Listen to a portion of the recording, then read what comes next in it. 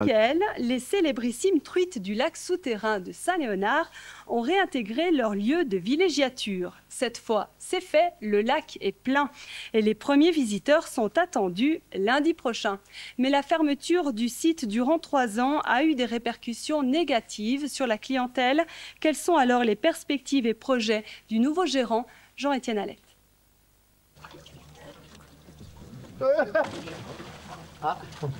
Le réaménagement du lac souterrain aura décidément été une opération délicate jusqu'au dernier moment. Ces derniers jours, pas moins d'1,8 million litres d'eau ont été prélevés dans un bis voisin pour remplir la grotte. Mais pour Jean-Marc Burgui, le véritable challenge consistera à remonter une clientèle déçue par la fermeture du site durant 3 ans. Depuis que je suis là, moi j'étais engagé depuis le 1er avril de cette année.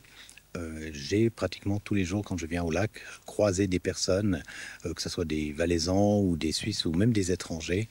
Je devais leur dire, vous reviendrez à partir du 16 juin. Jusqu'en 2000, les 100 000 visiteurs annuels se composaient de confédérés et d'étrangers, mais étonnamment de peu de gens de la région.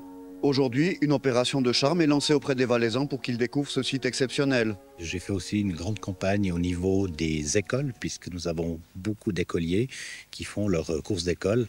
Et déjà à partir du 16 juin prochain, j'ai beaucoup d'écoles valaisannes donc, qui vont venir visiter la grotte. D'ici là, il restera quelques aménagements à faire, notamment sur la terrasse et à la buvette.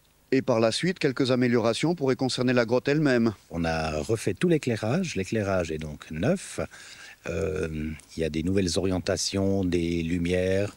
On a fait aussi faire ressortir en fait des endroits qui étaient peut-être un petit peu cachés avant. Donc, mais on va regarder ceci également et puis on pourra toujours apporter nos améliorations.